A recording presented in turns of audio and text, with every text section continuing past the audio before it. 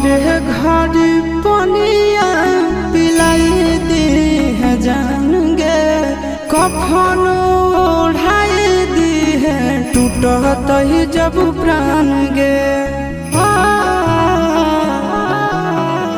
मरे घर पनिया पिलाई दी है जान गे, कफन ओढ़ाई दी है टूटत ही जब प्राण गे। हगे हमारा से तोरा